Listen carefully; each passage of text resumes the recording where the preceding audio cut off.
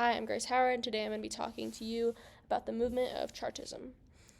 So, the picture on our first slide here kind of displays the gap between the higher/middle classes and the working class. So you see, of course, the higher classes up on their horse carriage and kind of just also kind of showing that they're above the working class, and the working class down below kind of just almost you can see them throwing stuff in the back, and there's just kind of the tension of what kind of backs the whole concept of Chartism.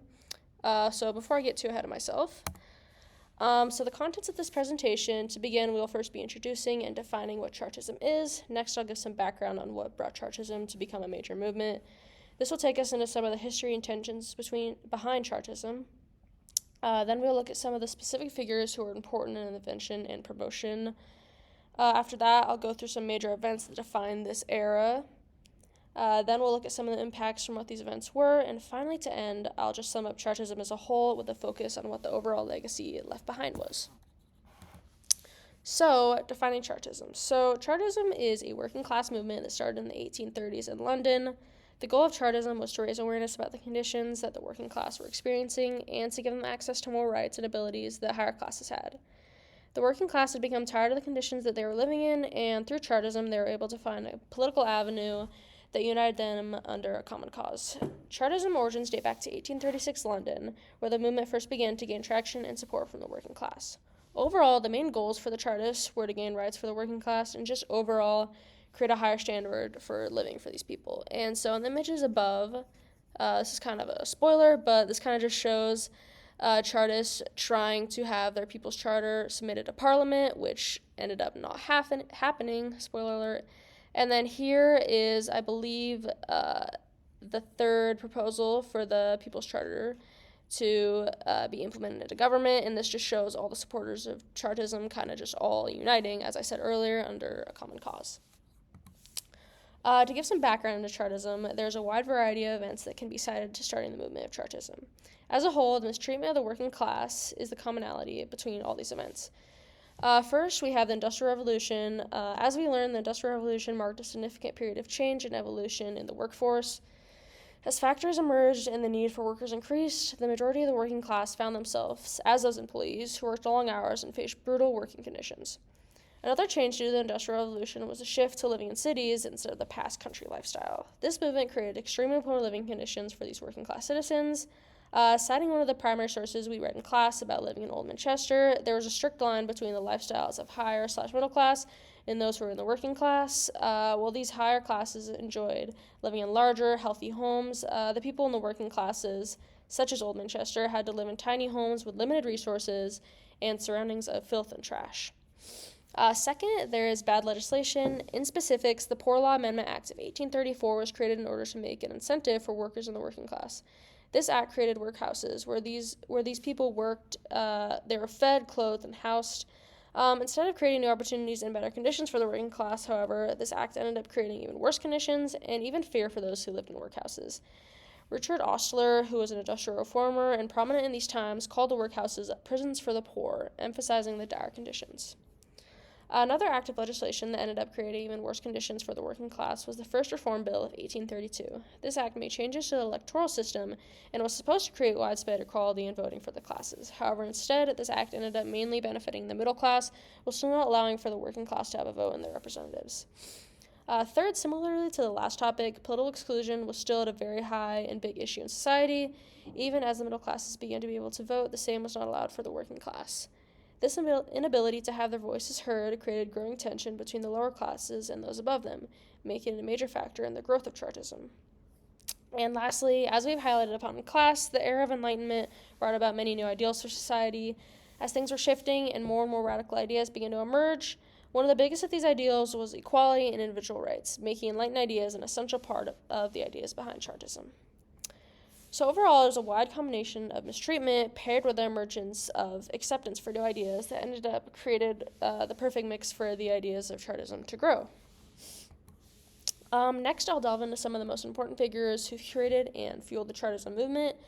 Although there's not a single founder for the concept of Chartism, William Lovett can mostly be sourced, and most of the sources I looked at as kind of the original, just because he created the People's Charter.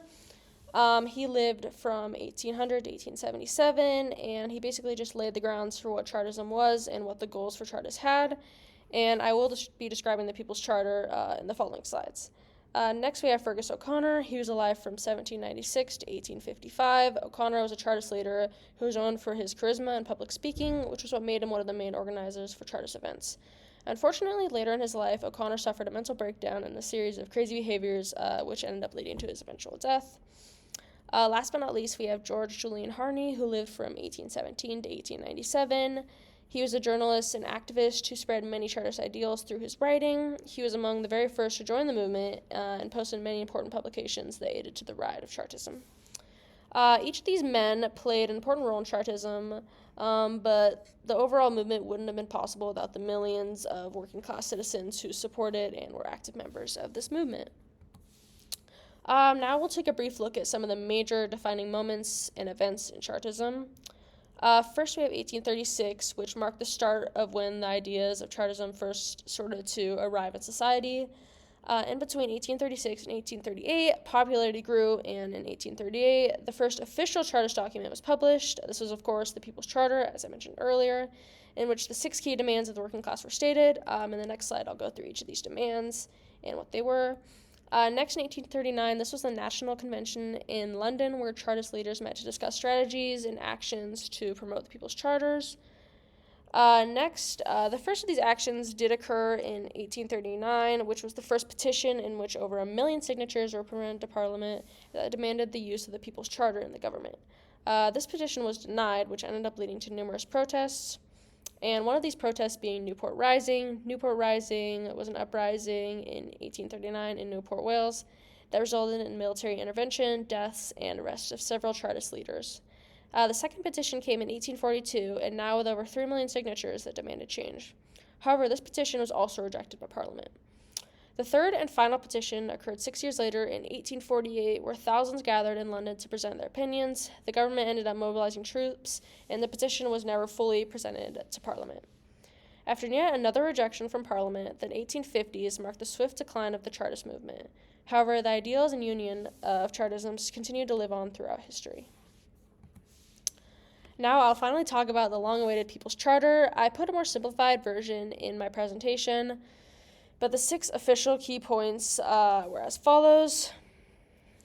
First, we have a vote for every man 21 years of age of sound mind and not undergoing punishment for crime. Second, we have the ballot to protect the elector in the exercise of his vote. Third, no property qualification for members of Parliament, thus enabling constituencies to return the man of their choice, be he rich or poor.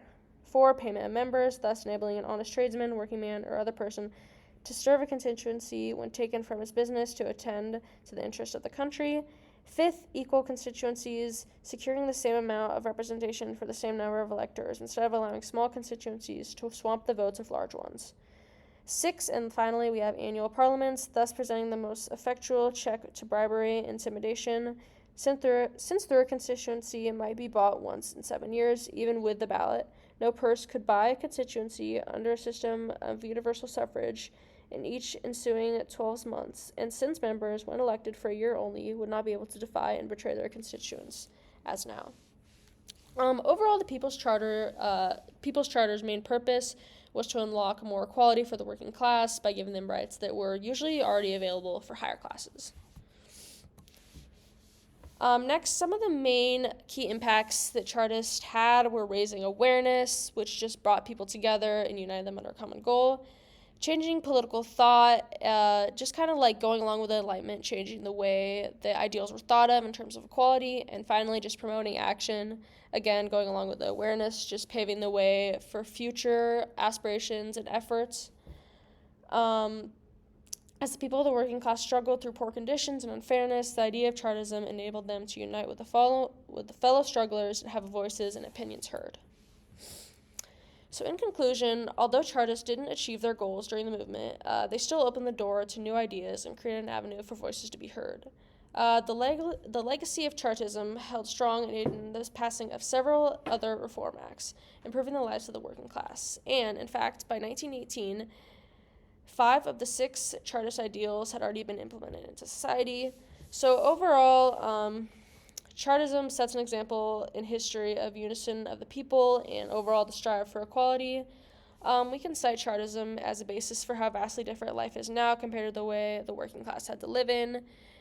And overall, just Chartism kind of was one of the very first movements in which we kind of found equality being promoted. And we can cite that now, even as struggles for equality are still being sought after in our society today, and kind of just compare the two and see how far we've come, but still how far we have to go. And kind of we can take Chartism as an example of just uniting and being able to come together under a common cause. Kind of relating it to now, you can see Chartism in the movement of Black Lives Matter, just how big that was and how many people kind of sought their voices coming together as a whole. So overall, Chartism is kind of just like a good example of how we can have our voices heard by, if we are lower under other people, kind of just uniting to have our voices heard over the big voices that are prominent, such as politicians or people who have already the levitated stance where they can make their voices heard, kind of just having our own heard through unison. And I think that's a very important idea in today's society, and it has been throughout history, and we can cite Chartism as kind of one of those events throughout history. These are my sources, and yeah, thank you for listening. I hope it was enlightening.